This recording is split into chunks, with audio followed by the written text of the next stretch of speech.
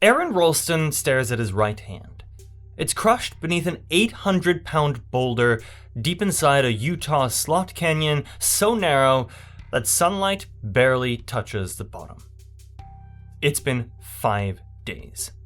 5 days of total isolation, starvation, and severe dehydration. The hand is no longer pink, it's a grayish blue, bloated, and already beginning to decompose. The smell of his own rotting flesh is rising in the narrow space. He has no water left, he's already resorted to drinking his own urine, and he's hallucinating, exhausted, and certain that he's gonna die. And the most terrifying fact? No one in the world knows where he is. He's tried everything. Chipping at the rock, rigging pulleys to lift the boulder, screaming until his voice broke. Nothing worked. He's already recorded his last goodbyes on his video camera and carved his own epitaph into the sandstone wall. R.I.P. Aron Ralston, 1975 to 2003. But then, an epiphany strikes. He had been thinking about cutting off his arm for a long time, but it was impossible.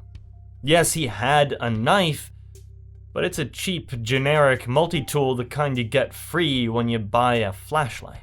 The blade is barely 2 inches long and terrifyingly dull. The dull knife wouldn't cut through the bone. But what if he didn't have to cut through the bone? What if he could break it? He's about to attempt the unthinkable. A self-surgery performed with a blunt instrument in the middle of the wilderness. He's gonna use the boulder that trapped him to tear his own arm apart. It's a desperate act by a man obsessed with risk, a man who always believed he was invincible. 27-year-old Aron Ralston wasn't just a hiker, he was a highly analytical former mechanical engineer. He graduated with honors from Carnegie Mellon University and landed a prestigious job at Intel. He was driven and obsessed with optimization. But the corporate world suffocated him. Sitting in a cubicle felt like another kind of prison. He needed risk to feel alive. In 2002, he quit his high-paying job and moved to Aspen, Colorado. His new mission was audacious and dangerous: to become the first person ever to solo climb all 59 of Colorado's 14ers, peaks over 14,000 feet, in the dead of winter. He thrived on solitude and danger. Going alone was faster, simpler, and the risk was higher. He'd already been stalked by a bear and caught in a Class 5 avalanche that nearly buried him alive. These experiences didn't scare him. They emboldened him. They fed a dangerous belief that he was invincible. He wasn't just confident. He was arrogant. He treated the wilderness like an engineering problem that he could solve. The cruel irony is that this arrogance trapped him. But ultimately, that same analytical mind would be the only thing that could set him free. On Friday, April 25th, 2003, Aron headed toward Canyonlands National Park in Utah. He was planning a day trip through Bluejohn Canyon, a technical route involving scrambling, climbing, and rappelling. He packed light: climbing ropes, a harness, his video camera, that cheap multi-tool, 2 burritos, some candy bars, and about a gallon of water. This is where Aron made his fatal mistake. The cardinal rule of solo hiking: always tell someone exactly where you're going. Aron told no one. He vanished completely off the grid. The next morning, Saturday, April 26th, he rode his mountain bike 15 miles to the trailhead. Early in the hike, he encountered 2 other hikers, Christy and Megan. They were slightly lost. Aron, confident and charismatic, showed them the route. They spent the morning exploring together, even swimming in a hidden pool deep in the canyon. But Aron was eager to tackle the technical descent alone. He was faster. Late in the afternoon, they parted ways. They were the last humans he would see for nearly a week. Aron entered Bluejohn Canyon. It's what's known as a slot canyon, incredibly deep and narrow, carved by centuries of flash floods. It's claustrophobic and isolating. He moved quickly, stemming and shimmying, using his hands and feet against opposite walls to descend. He was in his element. At about 2:45 p.m., he reached a tricky spot. Suspended between the canyon walls, about 3 feet wide, was a large chokestone, a boulder wedged in place. It seemed stable. Aron had navigated similar obstacles hundreds of times. He climbed down, lowering himself over the boulder. As he descended, the unthinkable happened. The 800-pound boulder shifted. It wasn't actually a dramatic crash, it was just a slight grinding movement. Aron instinctively yanked his hands up. The falling rock scraped his left hand. He pulled it back just as the boulder settled into a new position, but his right hand wasn't fast enough. The rock crushed his right hand and wrist against the canyon wall. The pressure was immense, instantly cutting off circulation. The silence returned immediately. Aron screamed. The initial shock was overwhelming. Adrenaline surged through him. He immediately started fighting the rock. He yanked his arm violently. He shoved against the boulder with his left hand, his knees, his whole body. The boulder didn't budge, though. After an hour of futile struggle, the adrenaline faded, replaced by a cold, terrifying realization. He was trapped, really trapped. He forced himself to calm down, think like an engineer, analyze the situation. He took inventory. He had already drunk most of his water. Only about 350 ml remained. Less than a can of soda. He had 2 burritos. That was it. Aron analyzed his options, coming up with 4 possibilities. 1, someone miraculously hikes by. Highly improbable in Bluejohn Canyon. 2, he chips away the boulder. 3, he uses gear to lift the rock. 4, he cuts off his arm. He immediately dismissed option 4 because it was horrific, right? Too final. He pulled out his multi-tool and started scraping at the boulder. For hours, he chipped away. It was like trying to carve granite with a butter knife. He was only dulling his knife and creating a small pile of dust. The boulder was just too massive and too hard. As Saturday evening turned to night, the temperature plummeted. The desert gets cold fast. Aron was wearing only shorts and a t-shirt. He shivered uncontrollably, using his climbing rope for minimal insulation. Sleep was impossible. His mind raced. He thought about Christy and Megan. Even if they reported him missing, the search area was thousands of square miles of unforgiving desert. Day 2, Sunday morning, Aron switched to option 3. The pulley system. This was his best hope. He was an engineer. He understood leverage and force. Using only his left hand, he painstakingly rigged his ropes around the boulder, clipping carabiners and setting up a complex haul system anchored to the canyon wall. If he could just lift the rock a fraction of an inch, he could slide his arm out. He pulled on the rope with his remaining strength. The ropes went taut, straining under the tension, but the boulder didn't move. Not even a millimeter. The failure was a devastating blow. His engineering mind, his ultimate tool, had failed him. The rock just didn't care about physics. He was no longer an engineer solving a problem, he was just a trapped animal, wasting precious energy and water. He instituted strict rationing. A tiny sip of water every few hours, a small bite of burrito. Day 3, Monday, 48 hours trapped. The reality of his situation was brutally clear. Option 2 and 3 had failed. He was left with the unthinkable. Amputation. He laid out his supplies like a surgical table. The main problem was the cutting tool. He examined the dull 2-inch blade. He experimented, pressing it against his trapped thumb. He couldn't even break the skin without significant pressure. Even if he could cut through the flesh, he knew the real obstacle was the bone. The blade would never saw through the radius and ulna bones in his forearm. The realization brought a wave of absolute despair. Amputation, his last resort, was impossible. It was a cruel joke, He wasn't just trapped by the boulder, he was trapped by his own bones and a $2 knife. He was gonna die here. He thought he had hit rock bottom, but the next 24 hours would force him to resort to his last, most repulsive resource just to stay alive. The isolation was crushing. The silence of the canyon was absolute, broken only by a raven that flew overhead every morning at the same time.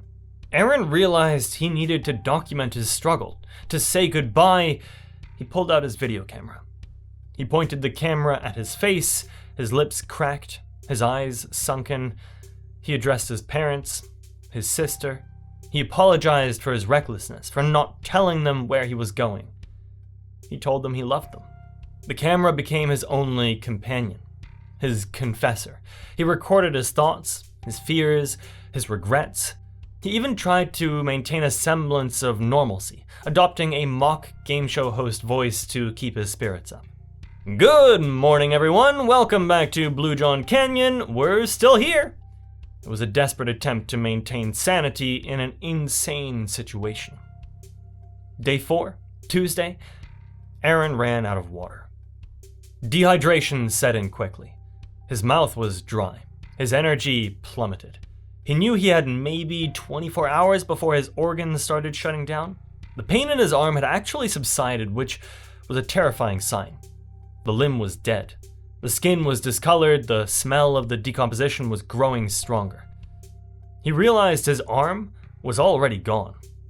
He was sacrificing his life for a limb that was no longer viable. This realization shifted his perspective. If the arm was already dead, then amputation was no longer a loss, it was a necessity. The idea of amputation returned, no longer an abstract horror, but a practical necessity. He took out his multi-tool again. This time, he was serious. He fashioned a tourniquet from the tubing of his hydration bladder, tightening it with a carabiner. He picked up the knife and plunged it into his forearm. The pain was intense, but the real problem of the blade, it was so dull it barely cut through the muscle tissue. It was like trying to cut steak with a butter knife. And when he hit the bone, it stopped completely. He tried sawing at the bone, but the blade just skidded over the surface. He slumped back, defeated. Even if he wanted to amputate, he couldn't. His tools were just inadequate. He felt a wave of despair wash over him. This was it. He had tried everything and failed. Day 5, Wednesday, 96 hours trapped. Aron was now facing death by dehydration. He knew he had one resource left, his own urine. He had been collecting it in his empty hydration bladder, and he stared at the murky yellow liquid. The smell was repulsive, but it was fluid. It was life. He drank it. The warm, salty liquid gagged him, but it bought him time.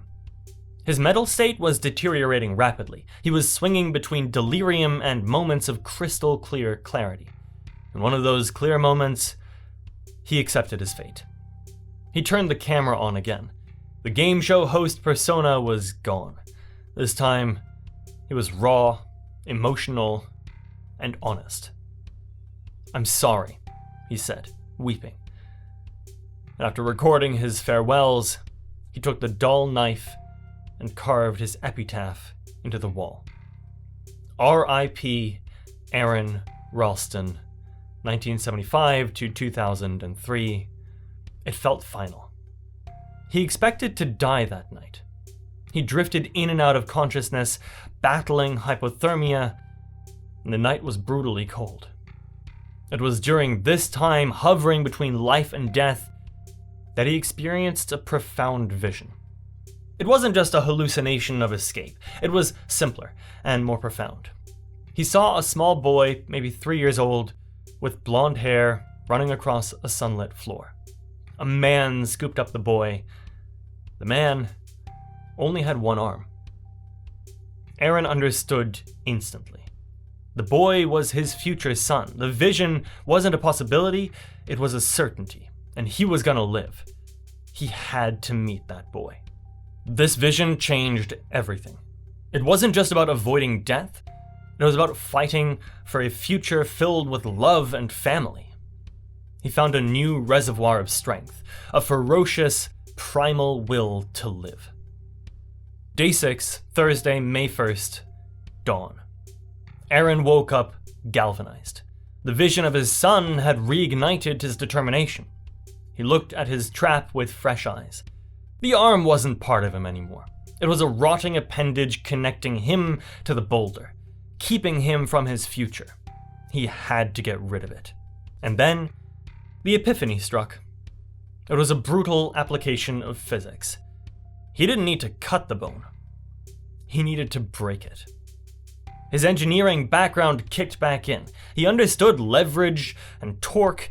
He realized that if he could torque his arm against the boulder, he could use the boulder itself to snap the bones in his forearm, the radius and the ulna. It was a horrific realization, but it was the only option. He knew the pain would be unimaginable. There was no hesitation.